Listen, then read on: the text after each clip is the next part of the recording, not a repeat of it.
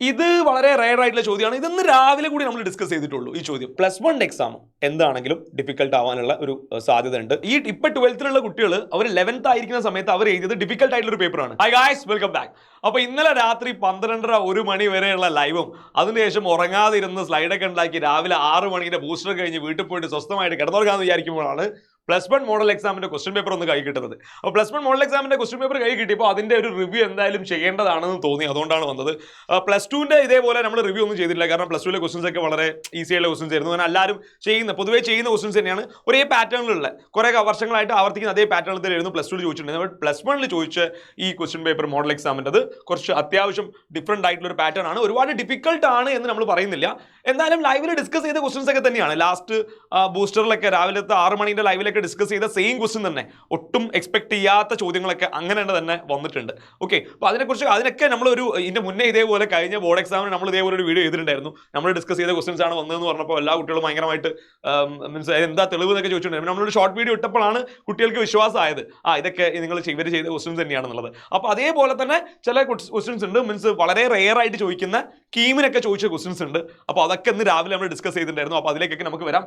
അപ്പോൾ ക്വസ്റ്റ്യൻ പേപ്പറിലേക്ക് വരുന്ന സമയത്ത് ഈ ഫസ്റ്റ് ക്വസ്റ്റ്യന് റിലേഷൻ എന്താ, x × y = 4. അപ്പോൾ ഇതേപോലത്തെ ക്വസ്റ്റ്യൻ ഒക്കെ നിങ്ങൾ എക്സ്പെക്ട് ചെയ്യണം. മീൻസ് ഇവിടെ തന്നിരിക്കുന്ന റിലേഷൻഷിപ്പ് x × y = 4 എന്ന് പറയുന്ന ഈ റിലേഷൻഷിപ്പ് എന്ന് പറയുന്നത് നമുക്ക് ടെക്സ്റ്റ് ബുക്കിലോ അല്ലെങ്കിൽ പ്രീവിയസ് ഇയറിലോ ഒന്നും അങ്ങനെ കാണാത്ത സാധനമാണ്. ബട്ട് നോക്കിയൊക്കെ വളരെ എളുപ്പമല്ലേ, എക്സും വൈയും ഇൻഡിജർ ആയിരിക്കണം, എക്സും വൈയും മൾട്ടിപ്ലൈ ചെയ്താൽ 4 കിട്ടണം. സോ 1 ഉം 4 ആവാം, ഓർഡേഡ് പെയർ 1 4 ആവാം, 4 1 ആവാം, -1 അത് തിരിച്ചും നെഗറ്റീവും പോസിറ്റീവ് ഒക്കെ തിരിച്ചൊക്കെ ഇടാം. -1 ഉം -4 ആവും, 4 ഉം -1 ആവും, -2 -2. സോ ഇതെല്ലാം എഴുതി റോസ്റ്റർ ഫോമിൽ എഴുതി കഴിഞ്ഞാൽ പിന്നെ അതിന്റെ ഡൊമൈൻ റേഞ്ച് എത്ര എലമെന്റ് എന്നൊക്കെ നിങ്ങൾ എളുപ്പത്തിൽ കിട്ടും.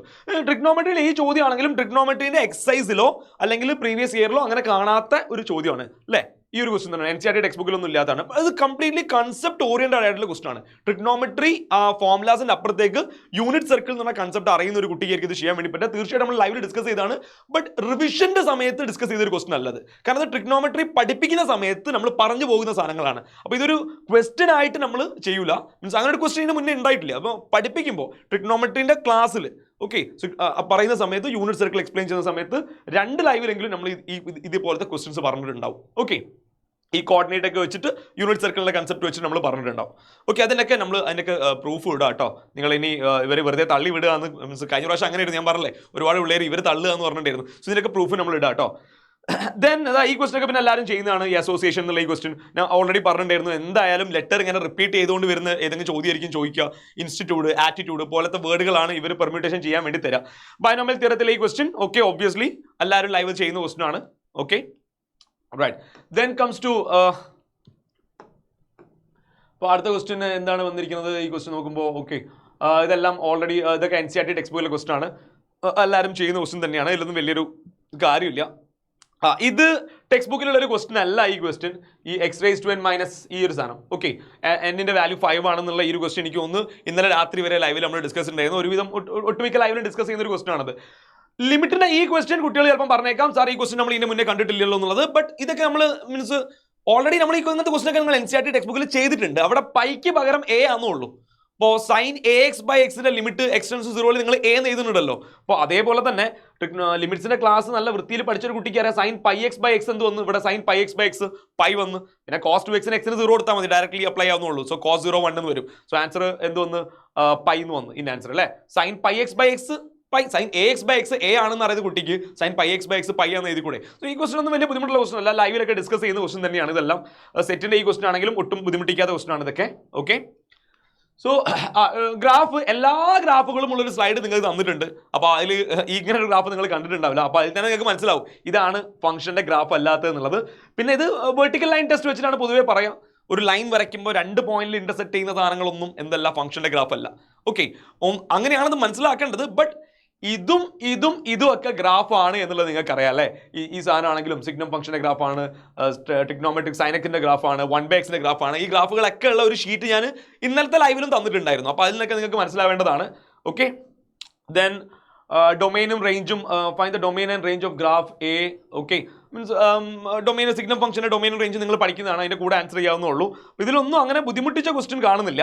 ഓക്കെ, ഇനിയിപ്പോൾ നിങ്ങളുടെ ഈ ക്വസ്റ്റ്യൻ ആണെങ്കിലും കോംപ്ലക്സ് നമ്പറിന്റെ ഈ ചോദ്യങ്ങളൊക്കെ ലൈവിൽ ചെയ്തതാണ്. ഈ ക്വസ്റ്റ്യൻ ലൈവിൽ നമ്മൾ ലാസ്റ്റ് ലൈവിൽ ചെയ്താണ്. ബട്ട് ഇതൊന്നുമല്ല ഞാൻ പറയാൻ ഉദ്ദേശിക്കുന്നത്. ഇതിലുള്ള ഈ ഒരു ക്വസ്റ്റ്യൻ നോക്കിക്കോ, പെർട്ടിക്കുലർലി ഈ ഒരു ക്വസ്റ്റ്യൻ കീമിന് ചോദിച്ചൊരു ചോദ്യമാണ്. മോഡൽ എക്സാം 2018 മോഡൽ എക്സാമിന് ചോദിച്ചൊരു ചോദ്യമാണ്. അതേപോലെ കീമിന്റെ എക്സാമിന് ചോദിച്ച ചോദ്യമാണ്.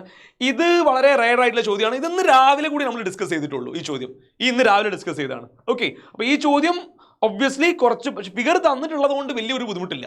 ഇത് ഫിഗർ തന്നിട്ടില്ലായിരുന്നെങ്കിൽ ഓക്കെ, ക്വസ്റ്റ്യൻ കുറച്ച് ഡിഫിക്കൽട്ട് ആണ്. ഫിഗർ തന്നതുകൊണ്ട് പിന്നെ കൃത്യമായിട്ട് മനസ്സിലാവും. ഇതിന് രാവിലത്തെ ലൈവിൽ ഡിസ്കസ് ചെയ്യണം. ഞാൻ ആർക്കെങ്കിലും ഇതിന്റെ ആൻസർ അറിയണം എന്നുണ്ടെങ്കിൽ ഇന്ന് രാവിലെ 6 മണിക്ക് ഒരു ലൈവ് ഉണ്ടായിരുന്നു. ആ ലൈവിലും ഈ ക്വസ്റ്റ്യൻ ഡിസ്കസ് ചെയ്തിട്ടുണ്ടായിരുന്നു.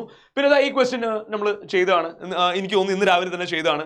ഈ പ്രോബബിലിറ്റി ഞാൻ എല്ലാ ക്വസ്റ്റ്യനിലേക്കും പോകുന്നില്ല.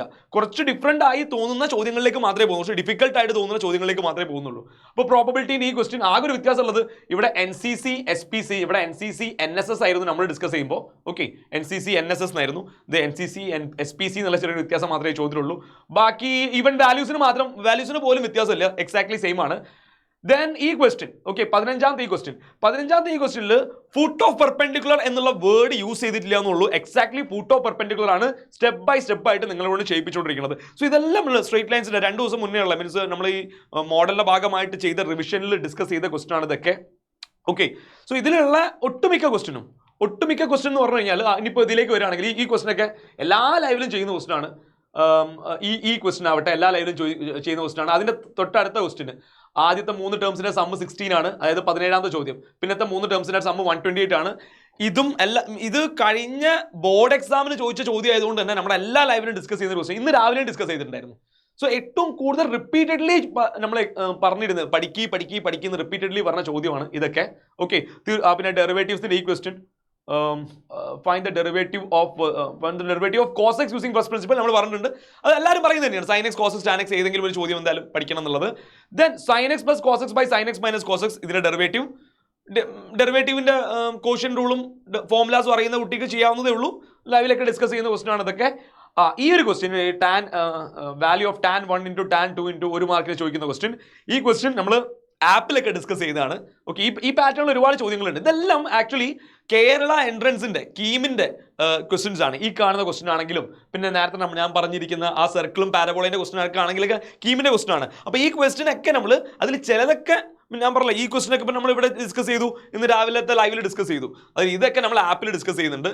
സോ ആപ്പിൽ ഡിസ്കസ് ചെയ്ത ക്വസ്റ്റ്യൻ ആണ്. ഈ ക്വസ്റ്റ്യനൊക്കെ എനിക്ക് തോന്നുന്നു എല്ലാവരും ഡിസ്കസ് ചെയ്യുന്നത്. cos 2x plus cos 3x plus cos 4x ഇന്നലെയും ഡിസ്കസ് ചെയ്തിട്ടുണ്ടായിരുന്നു. സ്റ്റാൻഡേർഡ് ഡീവിയേഷന് അതുപോലെ തന്നെ വേരിയൻസ്. എക്സാക്ട് ഈ ക്വസ്റ്റ്യൻ ആണോ എന്നറിയില്ല, എനിക്ക് തോന്നുന്നു എക്സാക്ട് ഈ ക്വസ്റ്റ്യൻ ആണോ എന്നൊരു ഡൗട്ട് ഉണ്ട്.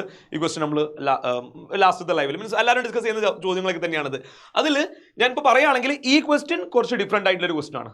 ഓക്കെ, ഇത് മീൻസ് അങ്ങനെ തപ്പിയാൽ കിട്ടുന്നൊരു ചോദ്യമല്ല ഇത്. അതേപോലെ തന്നെ നമ്മൾ സ്റ്റാർട്ടിങ് വേറെ ഏതൊരു ക്വസ്റ്റ്യൻ കണ്ടല്ലോ, ഇതും കംപ്ലീറ്റ്ലി കൺസെപ്റ്റ് അറിയുന്ന ട്രിഗ്നോമെട്രി ചാപ്റ്റർ എടുക്കുമ്പോൾ ആ ചാപ്റ്റർ ഇരുന്നൊരു കുട്ടിക്ക് ഈ ക്വസ്റ്റ്യൻ ചെയ്യാൻ വേണ്ടി പറ്റുള്ളൂ. യൂണിറ്റ് സർക്കിൾ എന്നുള്ള കൺസെപ്റ്റ് അറിയുന്ന കുട്ടിക്ക്.